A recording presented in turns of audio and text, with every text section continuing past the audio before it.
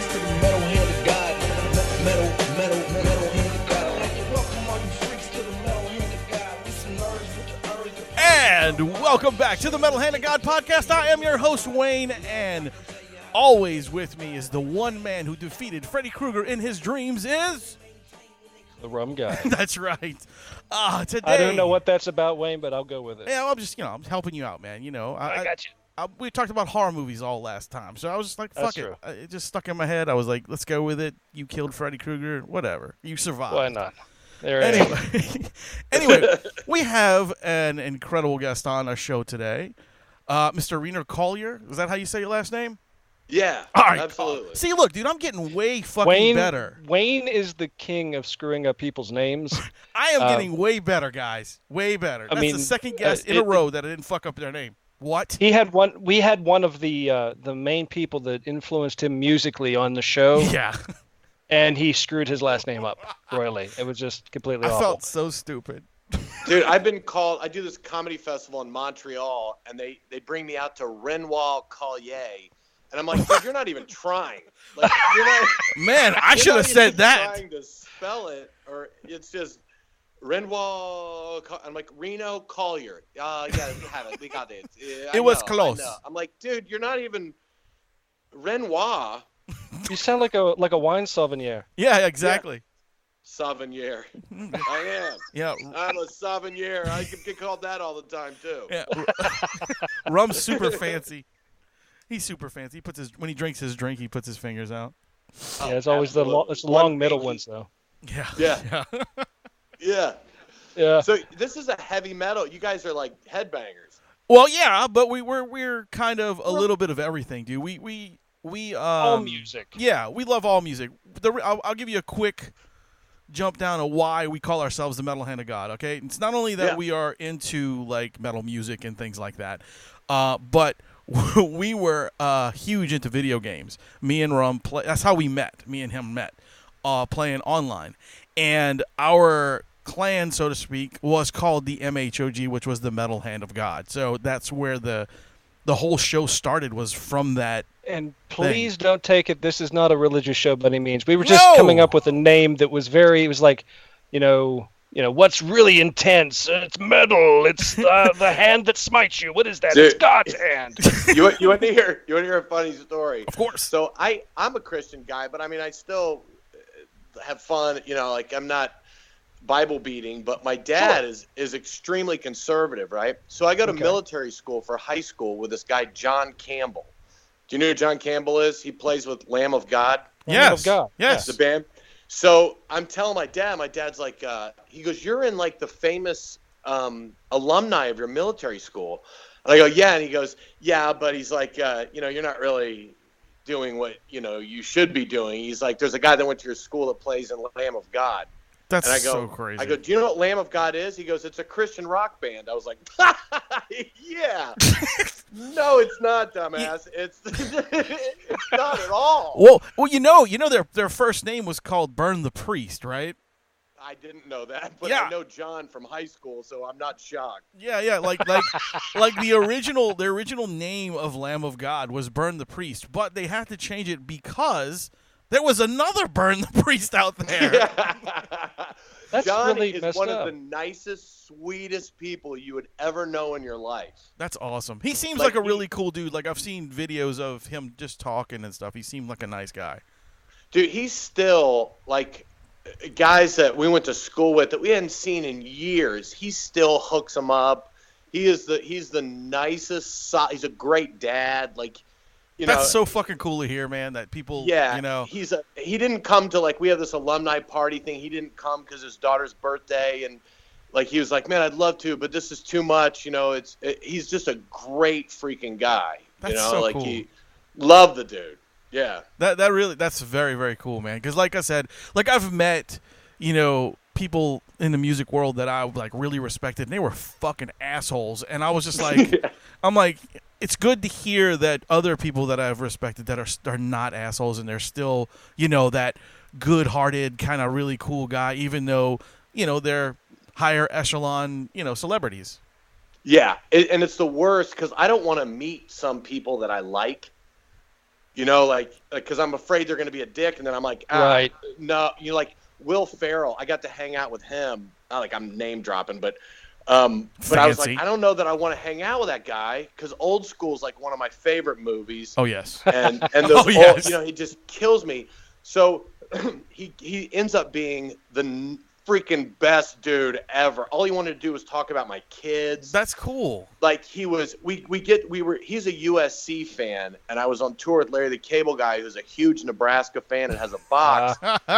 So when Will Ferrell came to the game, he wanted to kind of hide out. So he's like, "Can we hang in the box with you guys?" And we're like, "Yeah, you know." So when we're riding over and we're in a van, and he's asking me about my kids, and he's just so nice or whatever. So we get out of the van, and everybody sees him, and they're like, "You're my boy, Blue," and they're screaming at him. And there's like 1,000 people we have to get through the stadium. So I have like a black sweatshirt on. All of a sudden, I feel the hood of the sweatshirt go over my head. He bends me over and starts pushing me through the crowd, and he's yelling. He's like, "Get out of the way! This guy's kind of famous or something. He's been on Comedy Central." And I'm thinking, is Will Ferrell pushing me through a crowd? And everyone's laughing their ass off. And he's like, "Seriously, this guy says he's a big deal, and I guess I believe him." And people are just high-five. But it was brilliant because we got through everybody in like 30 seconds. As opposed to Cable Guy, who will stand and talk to everybody's mom on the phone for 5 hours to miss the game. You know, get her done, taking pictures with babies. And That's funny. He seems to be that type of guy, though. He seems to be very, down to earth that way. Totally. And then it was funny because I was on the phone, now my ex-wife, and I'm talking to her. And when he walks out and he goes, "Who are you talking to?" And I was like, "Oh, you want to talk to her?" And he gets on the phone. And he's like, "Hey." And she's like, "Who is this?" And he goes, "It's Will Ferrell." And she goes, "Put Reno back on the phone, jackass." She thought it was somebody kidding. Oh, that's funny. He hands funny. me the phone. He's like, "Nice choice. She's a peach." And I was like, "Yeah." And she's like, "Who was that?" I was like, "Will Ferrell." She goes, "For real?" I'm like, "Yeah." She goes, "Let me talk to him." I was like, "He hates you." That's so brilliant, dude. Yeah, it was great. You know, like my wife she's a lot younger than I am, and she's a huge Pantera fan. Okay, and being from New Orleans, you know, Phil lives here. He's from here. I grew up with the dude, you know, playing music in the scene together. You know, before he exploded and went all over the place. That's what happens when you explode. Yeah, I know. You like that? That's why I said it, all over the place. All right. So one night we were at a what the hell is it called? Steven Eric's 100 Big Show or whatever it is that was on Comedy Central. I don't know if you know who I'm talking about, the weirder guys. But anyway, we went to one of their comedy shows, and Tim and Eric, that's who it was. Tim and Eric. We went to we went to one of their shows that was here, and so we're sitting there, and I could hear, you know, over in the distance that Phil was right over there. I could hear his voice. You know, I was like, "Hey, look, Caitlin, look, there's your favorite person in the entire world." And she's like, "Oh, my God." I'm like, "Do you want to meet him?" I'm like, I know the guy. And she's like, no. I was all right, whatever. So we watched the show, and we finished and all this other stuff. So as we were leaving, he happened to be standing there with, like, the guitarist from, Corrosion of Conformity and a bunch of other guys, you know, like other famous people. And I was like, "You want to meet him now?" And she's like, "I don't know." So I just walked up to him and I said, "Hey, Phil, what's up?" And he gave me a big hug. He said, "What's up, brother?" Blah, blah, blah. You know, just talking to me, hanging out. And he's like, I said, "You want to meet my wife?" I said, she's a huge fan. He says, "I'm a huge fan of hers." And he went over there and he gave her a hug and took a picture with her. It was really cool. You know, like he didn't have to do that, but it was awesome. So it's so much fun when they're cool like that. Yeah. You know what I mean? Yeah, I hate. As opposed to like, I don't know how old you guys are, but do you guys remember J.J. Walker, Jimmy Walker? Oh, fuck yeah. Dynamite. Like one of my all-time favorite shows as a kid. Okay, so when I first started doing stand-up, I was bartending and working in the kitchen as a cook and dishwashing and working the door at this comedy club in Atlanta. And I was all excited. I was like, they were like, "Jimmy Walker's coming in." And I'm like, "Oh, my God, this is so cool. This That's is like fucking dynamite. Dude I'm going to meet," right? So they tell me before he gets there, they're like, "Look, if anybody yells out dynamite or anything, you got to throw him out." He flips out. He doesn't like it. And I'm like, "Okay, you know, cool, whatever." But I'm like, that's kind of his whole thing or whatever. So he walks in, and I'm at the door, and I'm seating people, and he throws a box of T-shirts down, and he's like, "Sell my T-shirts." And I was like, "What?" And he goes, "After the show, set this up and sell my T-shirts." And I'm like, "I can't, dude." I go, "I have like 6 jobs in this place. Like when I leave here, I go cook, and then I bartend in the service bar, and then, you know, after we clean up, I come back out. I go, I have to clean the bar up, and then I come back to the door and hand out passes." He's like, "Sell my shirts." And I'm like, "Dude, I'm not gonna sell your. I don't know how else to tell you this." And I'm all bummed out because I remembered him from when I was a kid and everything. Yeah. So at the end of the show, I'm standing there handing out passes for people to come back the next week. He's like, "You didn't set my shirts up." And I'm like, "Yeah." And the shirt said Dynamite on it. Like, I don't know why I couldn't, you know, people couldn't say anything to him about it. And he's like, "Man, da da da da." And he's like, "And somebody yelled Dynamite. You didn't throw them out." And I'm like, "Dude, I was in the kitchen. I can't do everything." So he's standing out there, and I'm getting pissed, and I'm handing people passes to come back, and they're walking past him outside. And I'm like, "You know what? Screw this dude." So I'm handing people passes. I go, "Hey, look, whoever yells Dynamite the loudest at him gets a free shirt." Like, no one knows that, but that's like the gig. So I can hear people walking out behind this one guy's like, "Dynamite!" And I hear a motherfucker. And he loses it. And I'm crying, laughing. He comes in, he tries to get me fired. I'm like, "Dude, screw you and Dynamite and the whole thing." Oh my God. You know? And that's one of those where I was so excited to meet him, and then you do, and it's like, dude, really? So that was the start for you. That's how you got into it. You were working there, and yeah, I was teaching school part-time, and then I got a job there, and I wanted to try it or whatever, and my parents for my graduation bought for like $400 got me a stand-up class in Atlanta.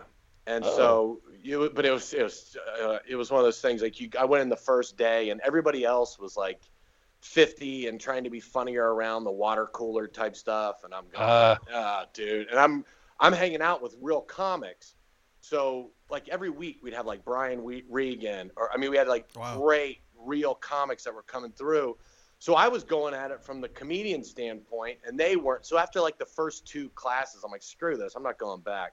So there's like 9 of them. So it's the night before the graduation for the class, which was getting to go up at the Punchline where I worked. And like, it was like an AA meeting. Like everybody has to clap for whatever you say. And it's like, "Oh, you can do it." You know, all that shit. Good for you. Yeah, you're the best. He's trying. He's so cute. So like the night before the graduation, my mom calls me and she goes, "Honey, I was going to surprise you, but I need a ride from the airport. I'm flying in for your graduation." Now, I haven't been to these classes in months. And I'm like, "What?" And she's like, "You remember I got you that thing? I'm coming in." And I'm like, "Oh." She goes, "I get in at 11. I'm like, "Oh, shit." So we get off the phone. I call the guy who ran it. I'm like, "Hey, man, you got to put me up on that graduation." And he's like, "No way. You didn't come to the classes. You're not going up to." I go, "All right, cool. Then just give me my money back." And he's like, "You're going 7th. I was like, "That's what I thought." So then when I worked at the Punchline, all the waitresses were like these good-looking girls that didn't want to do anything dirty. So like the women's bathroom, the toilet would overflow or whatever, and the owner's like telling these girls to go clean it, and there were no guys as waiters. It was all girl, and they're like, "Go clean it." And they were like, "No." And I'm like, "I'll clean it for 5 minutes on stage on Wednesdays." And they're like, "Hell no, we're not going to do that shit again." And then the girls wouldn't do it. And he's like, "Fine, you get 5 minutes." So I would trade out doing shit jobs just to get stage time. I'm in there mopping, like, "Knock, knock, who's there? I am." You know. It was so stupid. Like, damn, man, it worked out because comedy's a tough gig. From everybody we've talked to getting started, and you've really done amazing, man. Oh, go ahead, buddy. Sorry. No, go right ahead. I was just gonna say we have one of our co-hosts is actually in LA now trying to do comedy thing. Yeah, he's big. He was doing his thing out here in New Orleans, and he was kicking ass out here. And man, he went up there. He's been up there for about 6 months now, I think. Yeah, I think so. Yeah, and he's doing well. He's got some rough spots where it's hitting him, you know, where it's hit, but it's like dog eat dog out there, man. He said it's tough. I was gonna say, what do you think of the comedy scene now? You're seeing a lot of comics coming up. You've been doing so much with your career, and I know you're meeting a lot of new comics coming out there. What's it like for them? Is it a similar scene, or is it changing in some way? It's totally different. Like it used to be, you put your time in, you got funnier than everybody else, they'd move you ahead. Like it was, right. You do a showcase and you kill it, and they're like, boom, TV, bam, bam, bam, here you go. And now it's so jacked up. YouTube and all that stuff has changed the dynamics of it, where you can have 3 minutes of you doing some dumbass viral thing, and they go, yes, that's what we want. And then they have these people who do a funny 3-minute bit try to do an hour headlining in a club, and they don't have the material, but they sold the room out. Oh, yeah. New guys coming up, it's so hard because the rules, they're stuck right in the middle of when the rules are changing. Yeah. You know what I mean? So now it's just a free-for-all, and TV, you know, when Ray Romano and Seinfeld and Tim Allen, I mean, those, you know, you go on the Tonight Show and you get those days are so, it doesn't mean anything to be on the Tonight Show. Oh, no, dude. Now I don't know. It's just ridiculous. Like, I don't ever see anybody on the Tonight Show that I even want to watch. I don't, and everyone's so miserable. Like when I lived out there, and that you go in the Improv and like in a night, like Adam Sandler's hanging out, and you see Chris Rock. And you could watch Damon Wayans would go up and do 20 minutes, and Chappelle comes. I mean, all these people. And the last 3 times I've been out there, you go in and everyone's just sitting. Guys my age are just sitting at the bar, just like, ugh. Drinking their lives away. It's so negative. Like it's I wonder what can change it. I mean, it sounds like it's another example of the good things that social media can do and the bad things that social media have done. Yeah. That's exactly right, man. It's the creativity as far as being funny. Now it's almost like people just you can't shock anybody anymore. No. So trying to do that. So then there's a whole group of guys who think, and they've always been there, but like they get done with a set and they walk by and they're like, these people are too stupid. They don't even get me. And it's like, no, they got you. They got exactly what it was. It was nothing. It was terrible. Yeah, there's no joke in that. Like, you know, everything now is like a Trump joke. Right? Yeah, right. Yeah, dude. So and it's like that's what we've come to. Everyone tells the same joke over and over. Yes, he's orange. His hair's jacked up. He's jacked up. I get it, but like there has to be something else. Like, I'm like, what are you guys dude? Is there 8,000 You went with orange sitting in one room going, all right, look, we're all gonna go out and say the exact same stuff over and over, and there's so much stuff laying out. And we're gonna kill. Yes. Yeah, this is gonna be awesome, and everybody's gonna agree with us.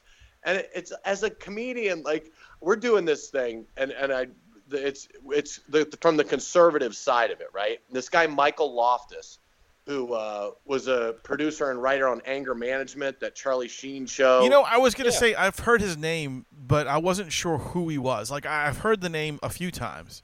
And he did a Comedy Central special that is hysterical. Really? The guy is hilarious, man. Like his name's like I said, when I first saw your announcement video, which was hysterical, by the way, I was like, that's the first thing I said was, we got to get this dude on our show. I was like, this is fucking great. Like I'm excited about this, you know.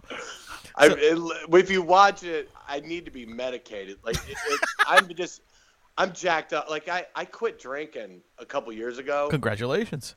Yeah, well, it wasn't fun, but yeah, thank you. That's what I'm supposed to say. Thank you. You are. That's why I said it. I was making sure you were polite. So go ahead. No, thank you. No, I appreciate it.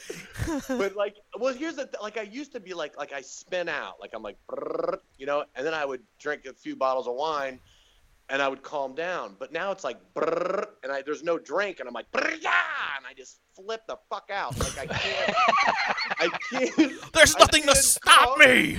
Yeah, it's like, and I ADD out, and when I made that video, they were like, you have to make a video, and I'm like, I'm too old for this. Like I don't want to, and they're like, you have to, and it took me I don't know how many times to get it even where I just didn't get so pissed off, and I'm like, I don't care, I'm finishing this. So all through it, when I'm losing it, I'm really like, oh shit, I can't even remember the name of the website that promotes the show. Dude, that was so funny. Do you remember we had a guest on the show one time, Wayne, that they were doing their little thing out, and he was very straight through this whole thing. He wasn't supposed to be funny, but we said, take your time, do it, whatever you want, it's fine. And what was funny was he kept saying cut, and then he'd start over. Yeah, because we like to, like we got to get our guests like a little, if you don't mind, before you get off our show, we'll do like a little promo that you announce us or whatever, whatever you want to do. Absolutely. And so like he was trying to do that, and it took him like 20 minutes, and it was the funniest shit. And I kept it all. He restarted that over 30 times. Look, I kept it all. He was so mad. Because it's like every once in a while we'll do like the best of or behind the scenes of the show, and what I'll do is I'll take all these fucking clips of shit like the conversation we had before we got on. Like I'll take that and put that in it, like shit no one's ever heard yet, And they turn out really fucking funny because I have some gold on some people that are like, can you erase this? Sure, yeah, I got you. Yeah, I'll erase it, absolutely. Right after I put it up. Yeah. But this Loftus party, what is that all about? This thing you're doing? So it's me, it's Michael Loftus and me, and then a guy, Brian Hayner, whose son is in some metal band. Really? Yeah. What is it called? Seven something? Seven Dust? Is that it? I should have asked him. Did he have oh God, without sounding racist, a black guy singing? I don't know. I don't listen to it. Seven Dust is the guy has a black guy singing. So I was just wondering if they might. You know what, man? I'm sorry. I don't even know. He just was telling me about it. I thought it was Seven. Yeah, something like that. I don't know. But Brian is a studio musician. Wow. Remember that song Car Wash? Yeah. Yeah. Okay. When he was 16, that's him on the guitar. What? And he played on the Boys in the Hood soundtrack. Dude, that's fucking cool. Yeah, he's a sick studio musician. Like they were telling me everything he'd done, I was like, "Are you sure this dude should be on our tour? Like, why is he dicking around with us? Like, he kind of are you sure? But he's fantastic, and he does this rendition of the Star Spangled Banner, like Hendrix, like behind his head, and this crazy. Oh wow. Yeah, it's sick. But we're all kind of in the same boat of just tired of the same bullshit stuff. And some of these people need to be picked on too, man. It's kind of like, I mean, I know Trump's like a bully, but the media just bullies every single thing he does. And as a comedian, and even though I am conservative in a lot of ways, it's more instinctive as a comedian to be like, well, I'm sick of hearing the same stuff. Somebody's got to do something. That's true. Like people, they're like, 16-year-old should vote. Are you shitting me? No, that's fucking ridiculous. I mean, how can you vote when you can still be grounded? You know what? Like, it's like, who you voting for, son? Bernie Sanders. The fuck you are. Get back in your room. Not today. You're not. You can come out in December, jackass, but you're not going anywhere today. I have the car keys. That's the dumbest thing I've ever heard in my life.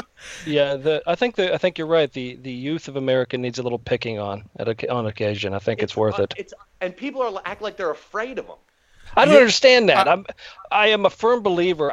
I maybe I've just reached the age in my life where I don't give a shit anymore. Yeah. When like I know how to be polite, I know how to be respectful, but the moment you're not polite or respectful, I'm just saying what the fuck I want to say. Go fuck yourself and get the fuck out of my face.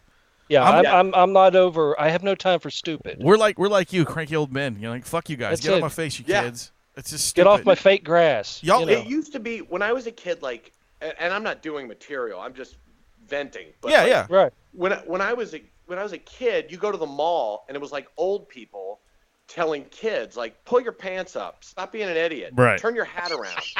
Now it's kids attacking old people. Yeah. Get that MAGA hat off. I'll beat your ass. It's like, Isn't this biblical? Like, these old men need to take their hats off and beat the shit out of these. You know what's really weird is out here in New Orleans now we've had a rash of crimes, like really bad, and it's all been kids from the ages of 13 to 18, and like recently someone was carjacked, or not carjacked. The owners heard a bunch of noise outside, and they went outside to go see this kid who is breaking into their car. He turns around and kills the wife, and then the husband shoots the kid. Now, the husband is going to probably go to jail for murdering the kid who was breaking into his car. Dude, it's like they're like wild dogs. Yeah, exactly. And somebody needs to start beating the shit out of them. I can't. Or putting them down. I've got 2 of them. You got 2 wild dogs or 2 kids? And if my kid ever acted like that or ever talked to somebody the way that I hear people talk to their parents, in Walmart. I mean, I got sent to military school. I wasn't a good kid. But my dad would have punched me and did punch me in the chest. He'd have punched me in the face if I was like, "Shut up, Dad." Yeah. Oh, yeah. Yeah. My mom would have beat my... I mean, if I ever talked to my mom, I'm more scared of my mom than my dad. Me too. I was. You know? My mother, okay, I'll tell the story I told once. I think I told it on here once before, but as a child, we used to go to, this is how I'm going to start dating myself, when I went to Woolworth out here. And loved Woolworth. Yeah, me too. I used to work there, actually. I worked there for 4 years going through high school. Oh, yeah. Yeah. It was during a depression. Go ahead, Wayne. Yeah, fuck you. We had soup and we loved it. I remember making those people at the line. Anyway, so we were worth our wool. That's right. That was our motto. So we were in a store. We were in Woolworth. I was a little kid. I was 5. And this is what set the precedent of me not, me fearing my mother. I had 2 rubber snakes in my hand. I wanted both of them. My mom said I could only have one. And she kept telling me I could only have one. So I got pissed off, and I bit her. She grabbed me, drugged me in the middle of Canal Street. I don't know if you've ever been to New Orleans. Oh, yeah. But Canal Street is like the big, busy street. Drugged me in the middle of Canal Street. My dad's screaming, "What the fuck are you doing? Why are you bringing him?" And she bit me in front of everybody on Canal Street. I never bit anybody again, and I was very well behaved after that. Yeah. Yeah, but that's what the generations are missing. A little bit of there's fear. A little bit of fear, but there's no repercussion to their actions. There's no real parenting. Yeah, that's the serious problem. A lot of these kids are born from children. You know what I mean? Like a lot of these kids were had, and their parents are just turning like 25 or 26 years old. You know what I'm saying? Like they were born from children that were like 15 and 16 years old. Kids having kids. And their grandparents maybe raised them a little bit, and then when grandma and grandpa pass away, then you don't have no family to discipline these children. And then you have the moms or the dads who want to go party, like, let's go party, and they bring their kids with them. So it's kind of like this fucking stupid there's got to be a division between, there's got to be a little bit of a division a lot of times between friend and parent. It's good to be both, but you've got to know when to be. Exactly. You got to come down on them. Yeah. I mean, you got to. Because you're raising them, and not only that, if you don't do it, even just if you're selfish, do it just so you don't have to deal with them being an asshole through their 50s. It's not like they change and all of a sudden they find. If they're not taught early on, at least some guidelines of, hey, don't do this. This will get your ass kicked. Something, you're going to deal with them your whole life like that. It's better to try to help them and guide them and straighten them out when they're young. Yeah, it's better to beat their asses now than wait till later, and then you go to jail for beating their asses. That's exactly right.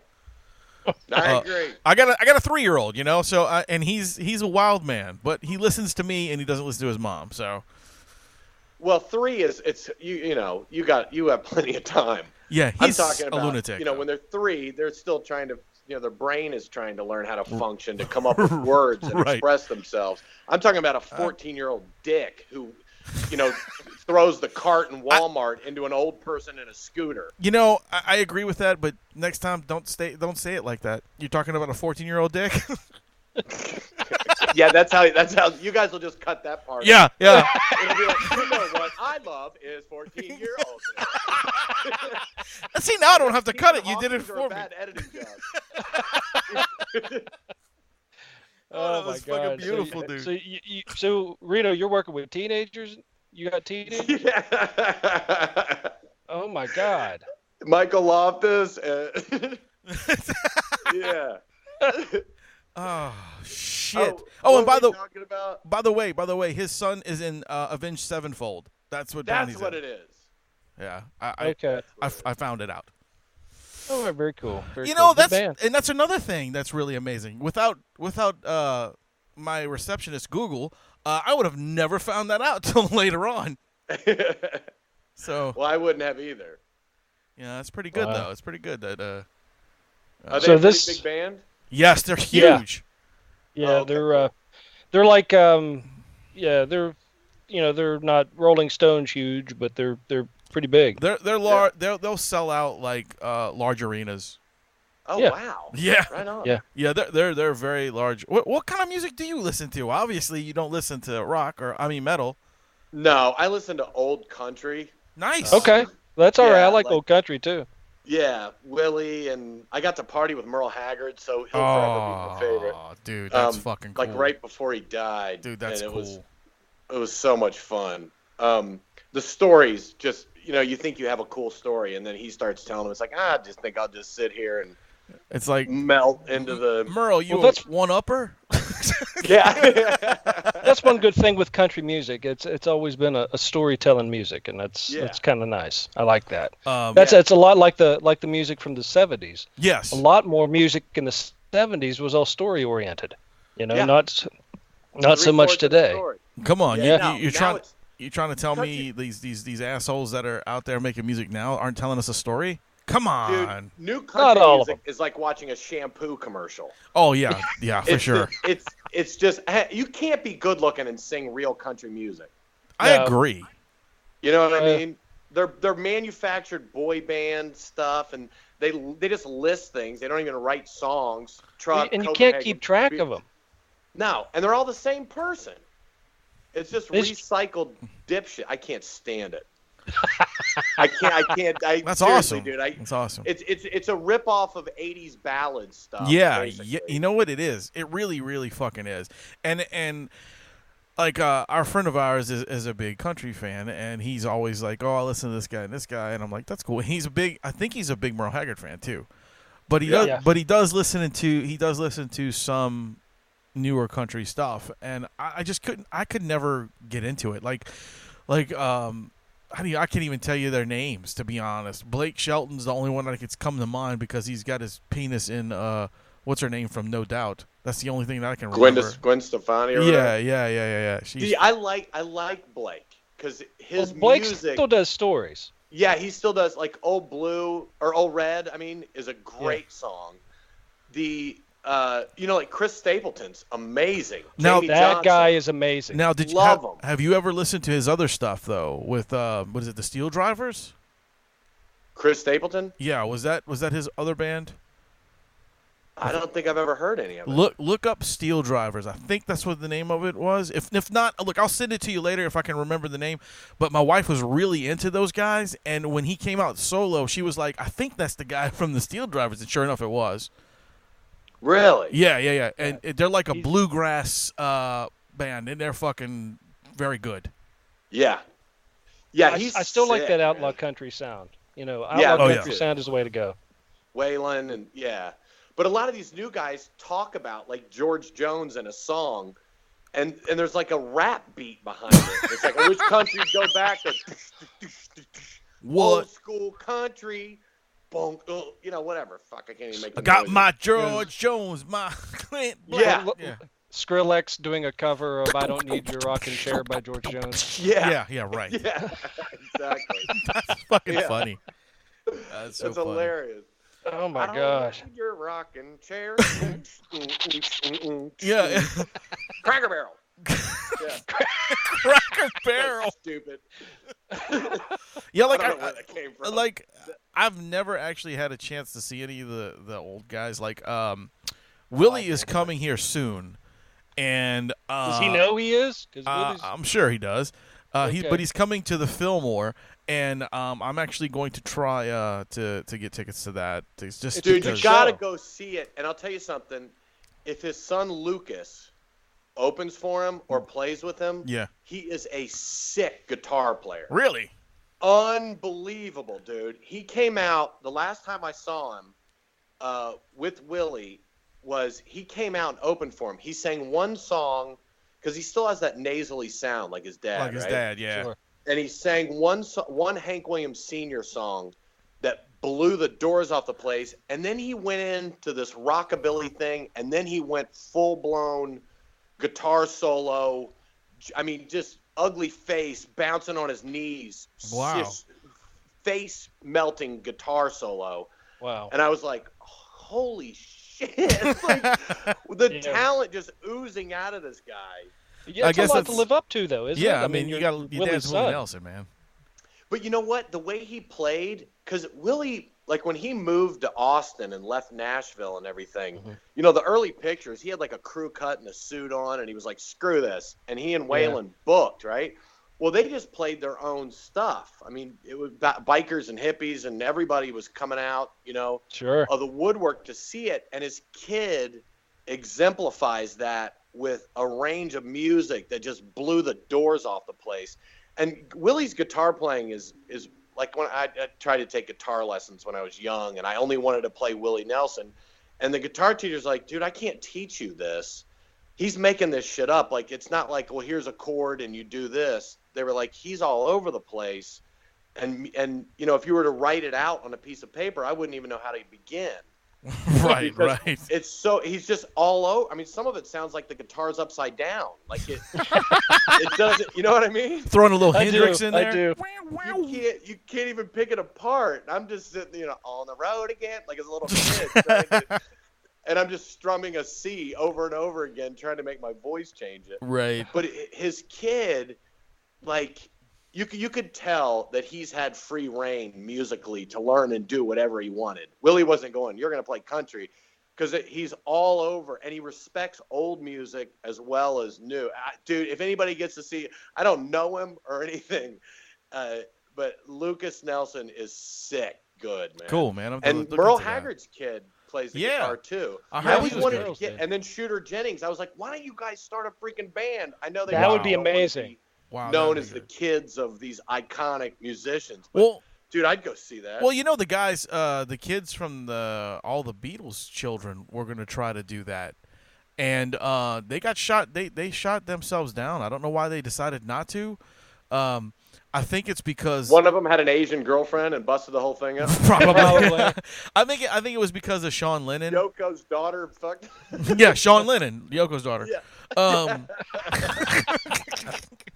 I love you guys, man. Yeah, I really do. I really do think Sean Lennon was the reason why they didn't get together.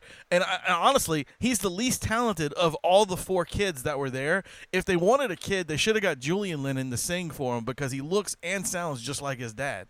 You know. I mean, the other kids were kind of younger, and they were more like Sean Lennon's age, whatever that is, like in the 30s, I guess, 20s or 30s. And so I think that's why they kind of shot it down. And then I was like so disappointed that didn't happen, because I was like, man, you guys are all fucking talented, and you all like have lineage that's unbelievable in the music world. Why the fuck not just put a record out? Yeah. You know, I'd buy that. You know, I mean, that would be fucking cool. Same like you said with these kids, with Shooter Jennings and all the other guys from the classic country dudes. You know, the old school country guys. Man, I think that would be fucking cool. I do too, man. And they're all really. Shooter Jennings is really talented. Yeah. Yeah, I've seen video of him. I But saw he ain't him like Lucas, play. man. That guy is freaking crazy. Well, Wayne, if you get a chance to go see Willie do it, I saw him. It was a really, really good show. It was a weird show because I saw Willie Nelson perform with Bob Dylan. Ooh. Yeah. Wow. Well, that had to be that was weird. It was a Yeah, lot then of nasal. They did a very crazy duet, which no one understood, but the music was amazing. That had to be crazy, man. Like just to see Bob Dylan and Willie Nailsleton. Yeah. Really? Willie. Which Willie Willie Nelson. Nelson, yeah. I'm sorry, Yeah. I had a minute there. I had a moment. My stroke Yeah. was hitting me. They should do a tour sponsored by Flonase. Because both of them. Oh my God, that's Justin? so good. Yeah. That's so good. That would be perfect. That would be oh my God. Too bad Tom Petty died because he could be on that tour. Oh, hell yeah. You know, You and wouldn't understand anything anybody said, and you'd leave going, that was amazing. yeah, like, oh, this is the best show ever. It's like watching a really good foreign band. Yeah, exactly. You can't understand anything they say, but the music's unbelievable. It's like going to see what the fuck Rammstein or something. You only know that one fucking song, but it was such a great show. Like I actually saw those guys once. I know you're probably not familiar with who Rammstein is, but I'm not. they had a song in the '90s that was called Du Hast. It was a German metal band, and a German industrial act. And they were on tour with a bunch of other bands, and they came here. And actually, this show was the last one they got to play because they were arrested the next night at the next show because the singer pulled out a dildo and pretended to fuck the keyboard player in the ass and then turned around and shot off fake cum into the crowd. And it freaked out whatever crowd they were at. Like, completely freaked out, and they had to pull him off stage. But here in New Orleans, we didn't give a fuck. We're like, yeah, come on us. Yeah. They're like German Gallagher. Yeah, pretty much. It was Yeah, it was that's like, exactly what it was. It was like more lights and sparkle shit, kind of with Guar-esque, with the cum spitting all over the place. It was interesting. Possible fun fact, they may now be in the band The Wiggles. Right, yes. They are in the Wiggles. Yeah. Especially the keyboard player. He's the guy who falls asleep all the time. Right. Yeah. Look for the guy in the pink see the gimp. Wiggles live. Dude, you're awesome. No, I'm not. It was terrible. It was, and you know what's crazy, man? Is like I was sitting there, and my mom got tickets for my kids when they were little, right? That's good. That's awesome. And- That's a very good mom. See? Yeah, my mom's great, but anyway, that's not why. And so I'm watching it, and there's these moms that are up in front of the stage, like screaming and yelling. And so this lady's sitting beside me, and I'm like, "What's the deal with them?" And they're like, "Well, we follow them." And I'm like, "What do you mean you follow them?" They're fucking Wiggle stalkers? They follow the freaking Wiggles to different venues all across the country. She's like, I saw them in Cleveland. We were in Richmond, Virginia. She's like, I saw them in Cleveland like 3 nights ago, and then they went to Columbus, and then Louisville, and now we're here. Jesus I'm like, Christ. you sat through this shit more than one time? They're like, they're so fun, and they're so sweet. They love us. I'm like, this is an underbelly world that I do not want to be a part of. The shirts and the whole thing bother me. Fruit, salad, all that shit is terrible in and of itself. But if you're putting yourself, you're a masochist.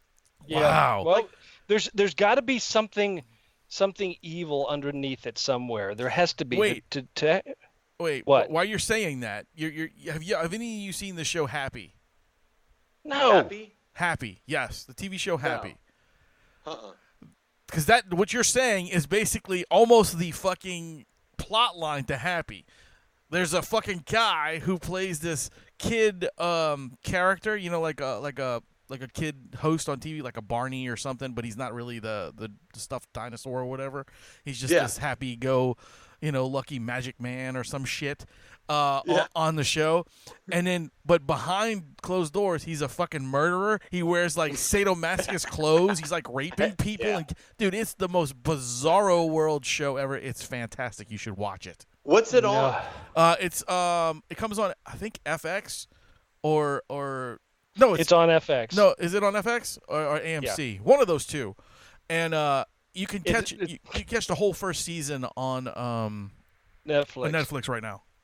Okay, I'll look it up. It's fantastic. Happy. Yeah, you'll love it. It's the guy that used to be on Law and Order. Yeah, he was in Law and Order. Yeah, I can't think of his name. Saved my life, but yeah. Oh, I know what you're talking about. He's kind of balding. Yes, and he's got that. And he's got that weird like he sees like his daughter's Stabler. Yeah, that's him. Yeah.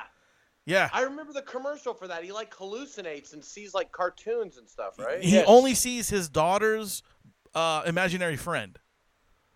Okay. Yeah, it's and that's the name of the show is after that. The little creature's name's Happy. But it's so fucking good and it's gory and crazy and just out there. but it's beautiful. It's beautiful. I'll check it out. That's so weird. I'm sorry. I love this. I love that show, man. It's such a good show. I'm a Law and Order freak. Are you? Well, it's dude, on all the time. It's on 24 hours a day. I have almost every single one of them DVR'd anyway, where I just hit all episodes. I have to fall asleep to it. And it's like at night, I have to hear it, and I've already seen it, and I'm like, this helps me fade off. I'm out, you know? Look, whatever works. Look, I remember as a kid, you know what I would remember? It was when it was bedtime. It was the fucking MASH theme song. Yeah. As a little kid, I remember like setting up. I was like, I'm gonna go lay down, and then I'm gonna watch one more thing, and my mom would let me watch MASH, and I would never get to the end of it. Yeah. But yep. But yeah, dude, dude, you were talking about shows and things like that, concerts and stuff like that. Is there any concert or comedian or anything that you remember that you've seen that really kind of stood out to you? For comedians, it was definitely when I worked at the Punchline, standing in the back, because that was 96, 97. Nice. And it was when guys that were coming through, this guy Anthony Clark used to blow the doors off the place. He was on that show Boston Common. Yeah. And he was on a bunch of different shows. He was hysterical. Brian Regan used to come through all the time. Wow, that's cool. And he did what I did. Like, he worked in the kitchen at a comedy club in Florida, so he used to give me stage time. He'd, tell him to let me go up. And then I was on the road one time when I first started out, and we were in Raleigh, which is North Carolina, which is right by where I went to college. So, 6 of my buddies came out from college, right? And I was the MC, and I was, sleeping on somebody's couch. They didn't even put the MC up then. But Brian was headlining. So I went up and I did my thing, and I wasn't very good, but they all thought it was, it's great or whatever. And they were like, can we meet that Brian guy? And I'm like, yeah, I know him from the other club when I used to cook and shit. Yeah, come on. So go over, and I was like, can my friends meet you? And he's like, oh, yeah. Met him, took them, all 6 of them and me out for drinks all night long. Damn. And then took us all to Waffle House at 3 o'clock in the morning, paid for everything. And I'm like, Brian, you didn't have to do that. He goes, no, man. He goes, I did the same thing you did. I worked in a club, and then I got to where I am now, and he goes, I can do it. And he goes, people used to do that for me when I was coming up. And he's like, just do it for somebody else. Dude, and it's that's all cool. good. And I'm like, you're the greatest.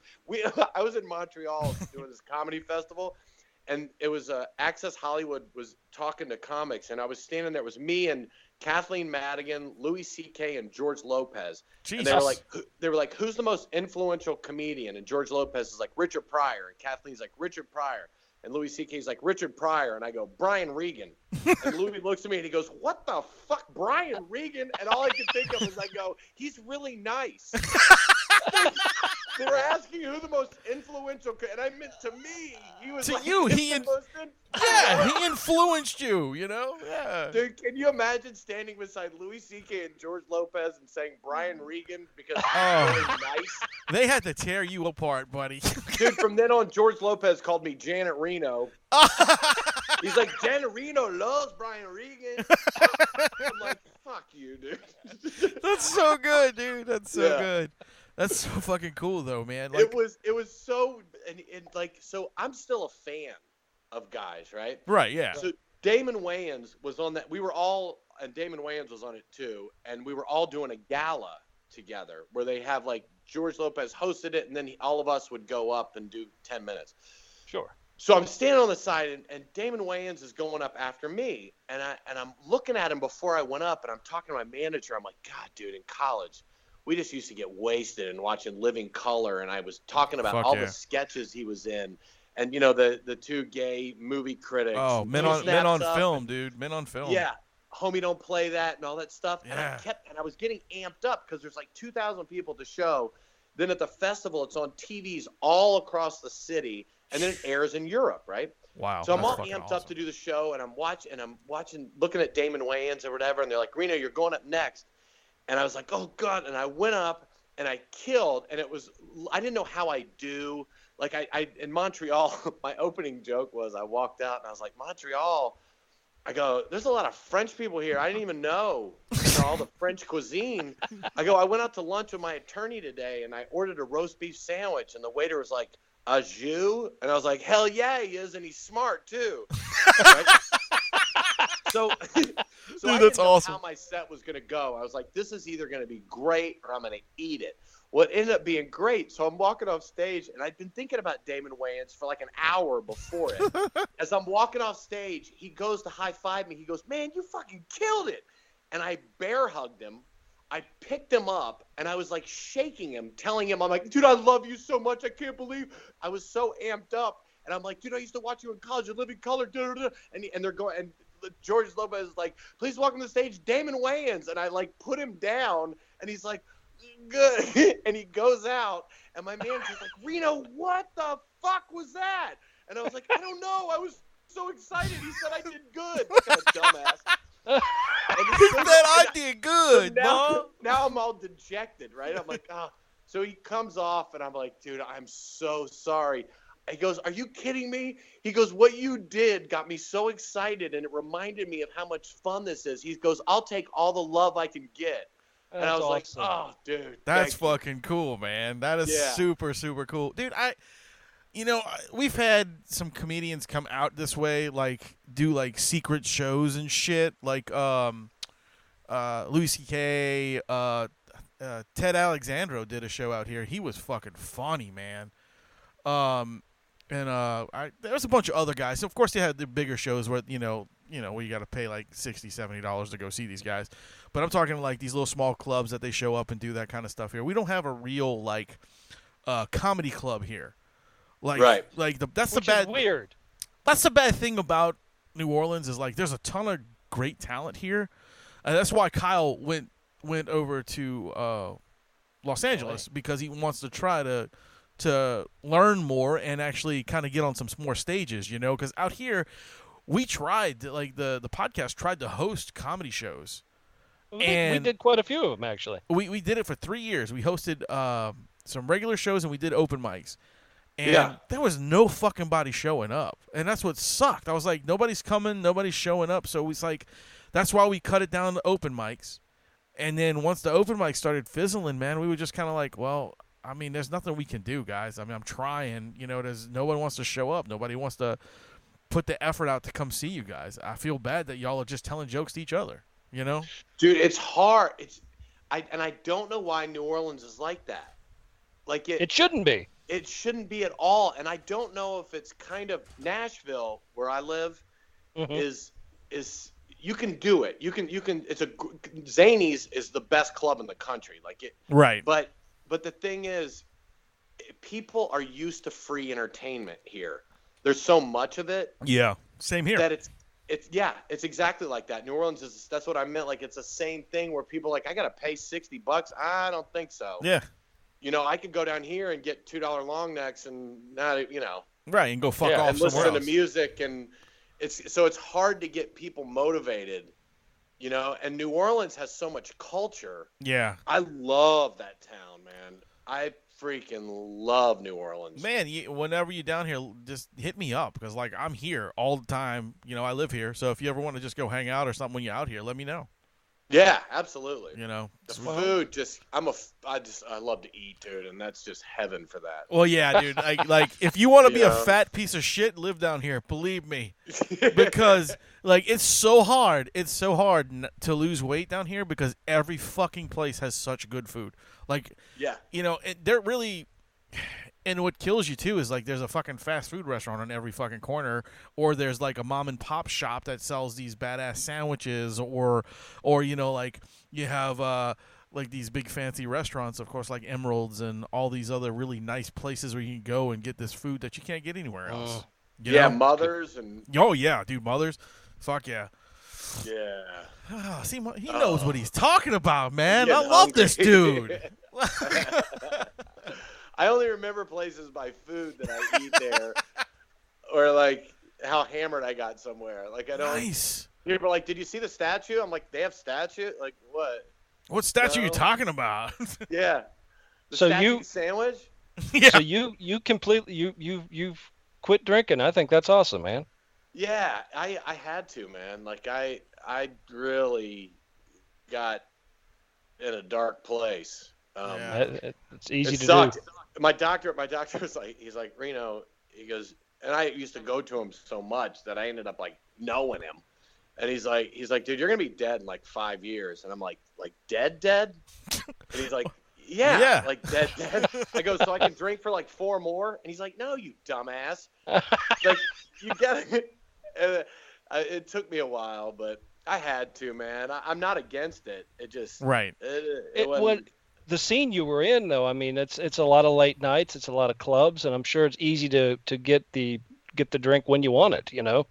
Yeah, and everybody wants to get wasted with you. So, like, you go to a town, and it's their one big blowout night to get hammered with you, and then you leave, and they recover, and you go to another town and do the same thing again, yeah. And it just kind of, after 20-some years of it, man, it was like, I don't want to kill I got kids. Yeah. You know, I got stuff, you got stuff to think about. Yeah, like it's the same way with music. Like me and Rum have both been in bands, and like I'm still currently in a band. Unfortunately, I haven't been able to sing in quite some time because I've been having some throat issues and issues with like acid reflux and crap like that's been really fucking my body up.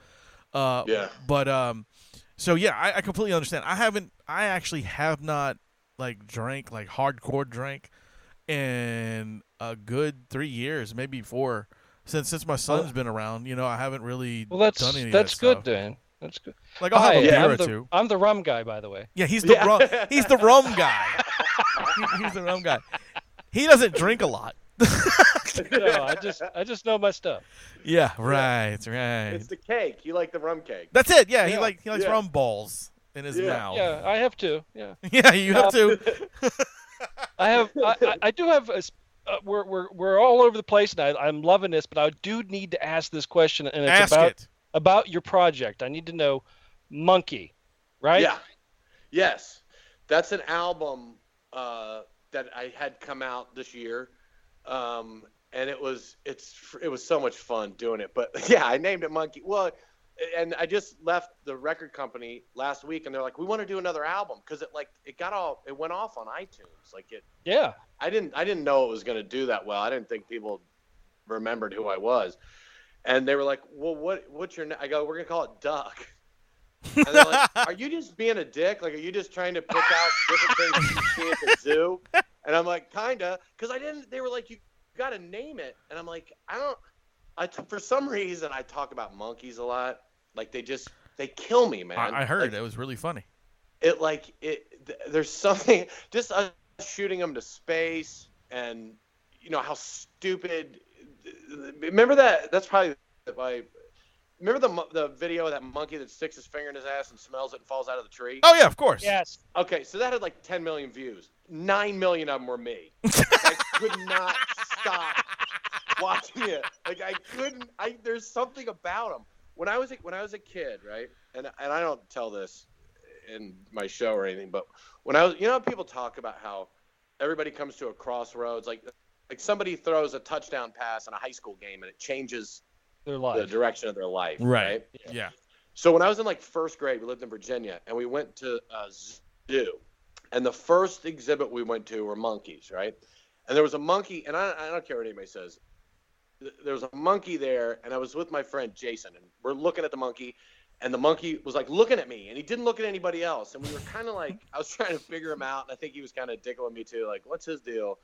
And we were looking at each other, and he started playing with himself, and I started laughing like uncontrollably hard, and I was banging on the glass because I didn't really know what he was doing, and he shit in his hand and threw it at me, and it was like the perfect storm. Dude, I laughed. Literally, this Jason guy and I would look at each other at this. Right now, if we walked past each other, we would both start laughing and start talking about that monkey. That's because it was the great. And I never left the monkey thing. Like I just stood there and I wouldn't look at the other animals. It was like the most. And I know it sounds ridiculous, but it was the funniest thing to this day I've ever seen in my life. That sounds amazing. That's hysterical. You just described one of our live shows. Yeah, exactly. That's exactly what we do. Yeah. When we do live shows, we sit around and twiddle our dicks and throw shit at the audience. So anybody wants to come to our next live show. Shit at people looking at you. So that was the big thing. I'm like, where did monkey come from? And that explains it now. I get it. Okay. That's so amazing, dude. So I do this whole thing about how I think all the classes, because I was a PE teacher, that I think all the classes are fake except for PE. And so I was talking about how stupid science is, and I'm like, they picked a monkey. Like, they could have just stolen some dipshit off the side of the road and shoved him in the ship. They picked a monkey, and his name was Coco or some shit, and they got him in there with, like, Skittles and Diet Pepsi. I don't know how they got him in there, and they put a helmet on him. I'm like, why the fuck does a monkey need a helmet? If a monkey hits his head on something, he just becomes more monkey. What he comes back from outer space, and they're like, monkey, tell us what you learned on your trip. The monkey's like, ooh, ooh, ooh, ooh, ooh. And it's like, oh shit, he must have hit his head on something. I can't understand what he's saying. It's so stupid. So, but you're so right. That's where it all came from, to naming it. And I just got sick of them asking, because they're like, you need a name that really stands out. And I'm like, I don't know what you want. And they're like, well, something descriptive. And I'm like, screw it. If you look at the album, the front of the album, it's a monkey who's pissed off with an actual NASA helmet on. That, like, he's like screaming, and it's really. But I was like, I'm naming the next one Duck just to be an asshole. Like, dude, that's so good. That's a great one. And you should have like a Chinese restaurant with the cooked duck on the front of it. Duck, yeah. Well, it kind of is, and I didn't even mean it. I meant it just being a dick. Like, I'm going to name it another animal just to irritate you guys. But somebody was like, well, it has kind of a double, what do you call it, double entendre, where it means like it's a verb and it's an animal. That's like true. duck, That's true. You know what I mean? True. Yeah. And so you were inadvertently clever. Yeah. Yeah. So you're being like super clever right there, and you didn't mean to. Without even knowing it. That's called genius, boys. He's so stupid he comes up with brilliant ideas. So when is this little jaunt of shows that you guys are doing, the Loftus party? When does that start? So we start May 28th in Nashville, then May 29th in Huntsville, then the first week in June we go Omaha, Kansas City, Des Moines. And then the next week, it's like Hartford, Connecticut, Syracuse, Albany. But if you go to theloftusparty.com, it'll have all the dates on it. And then we go to Florida. Nice. But they're one-offs. It's like we go in one night and then go to the next city. So it's like I got you. we're not. It's kind of in and out. But so I see y'all just skipped over me. That's cool. That's all right. I understand. New Orleans, dude. I'd love to come to New Orleans, but these two guys told me nobody comes out to the shows, and they're kind of spoiled by listening to free shit. So I was like, we would come to New Orleans in a heartbeat. I get it, man. I get it. You know what? Maybe we'll talk, and maybe I can get some of these club owners that I know to host that up for you. Bring it on. Absolutely. Because I think that'd be really good. We've been dying to get a decent bunch of comedians out here, man, and like really do a bang up show. And I think you guys would be really awesome out here. They would be great. Well, it is a conservative. We're coming from the right. Like it's. Oh yeah, I know. It's not. It's not like freaking Nazis and weirdos and assholes, but it's just the other side needs to be made fun of too. Oh well, fuck. Never mind then. If you're not talking about assholes, Nazis, and weirdos, don't worry about it. Well, that's what people think. Like if you're like, I'm a conservative libertarian. Oh, Heil Hitler, you're a dick, and it's like, what? Calm down. What are you talking about? Pump your brakes, man. Pump your brakes. Yeah, everything. Words don't even mean anything anymore. It's like they just they take the most drastic. It's like, oh, these French fries are amazing. No, the sunset's amazing. That's a fucking potato. That's not amazing. Stop using words that don't mean anything. You're taking the meaning out. You're so right, dude. You're so right. Look, I completely agree with everything you've just said because I hear it all the time. Like my wife, like I told you, is younger than me. She's 17 years younger than I am. So like wow. I have to deal with like the kind of millennial thought patterns and my "are you fucking stupid" thought patterns, and together we do all right together. It's not a problem. But when her friends come over, I'm like, "That's so amazing." What? Yeah. The vacuum? No, it's not. Yeah, it's a fucking vacuum cleaner. Amazing. It's so amazing. Look at that. You're amazed by that. When I first got divorced, like my wife, I'm remarried, and my wife is a little older than me. but you go through like a midlife thing where like it was Right. dating like younger girls or whatever, and this girl like I know. I couldn't take it, and it's like Reno, I have a flat tire on 24, my car's broken down, and it's like, okay, change it. Change it. And it's like, you change it. I'm like, I'm in Dallas. Like, what am I supposed to do? She's like, it's a flat tire. I'm like, I know. I'm like, call AAA. And she's like, fuck you. You're the alcoholic. And it's like, all right, Wow. Wow. Just fucking wow, dude. Wow. That's what are you gonna do, man? That's what happens when you stick your dick in crazy, son. That's all there is to it. That's right. I've been there, done that. I understand, man. Don't worry. Fuck. Well, dude, it was fucking incredible having you on the show, man. Like any fucking time you want to come back and hang out with us, even if you're not fucking promoting anything or whatever, you just want to come hang and bullshit like this, you're always welcome, dude. I love you guys, man. I had a blast. Yeah. I'm glad you came on. Having me. Of course, man. Of course. And like I said, dude, this has been one of the fun shows we've had in quite some time, dude. Yeah, you guys are a blast. Thanks, man. And if anybody wants to come, loftusparty.com. Yeah, that's right. If they want to check out dates and Cool. albums, Maybe we can get that up on our. We'll get it up Yeah, on our website. what we'll do is we'll get it the picture of you guys, and we'll put that on our website on the front page with the tickets and the listings and shit. So that way we can promotion out there for that too. Oh hell yeah! I appreciate it, man. No, not a problem. So all right. So, ladies and gentlemen, thank you for joining us once again on a incredible. I want to thank Reno once again for joining us. Been one of the best guests we've had in a while. He's fucking. If you want to go and look up his stuff, where to go look again, Reno? TheLoftusParty.com. That's right. I have all the info, or RenoCollier.net. Some Chinese guy bought .com for 2 seconds. I let it opened up for 2 seconds, gone, and they're like, it's in China. And I'm like, why are Chinese people buying sites? They're like, so you have to pay for it. Yeah, that's right. They're holding it. That's right. Oh. But you can find it on the .com. But you guys, thank you so much for. Am I doing? You're doing perfectly fine, man. But yeah, so I was your host, Wayne. I'm the Rum Guy. And that was Reno. And remember, ladies and gentlemen, boys and girls, to keep it metal! Rum tapping the vein, and I'm minutes bringing pain. MHOG secreting, leaving a stain. You ain't as dope as us, bitch. Stay in your lane. Fuck yeah! Fuck yeah! Fuck yeah! Oh yeah!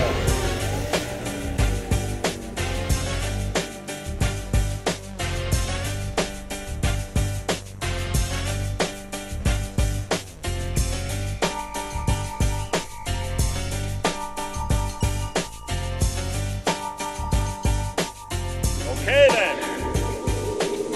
That's it. Get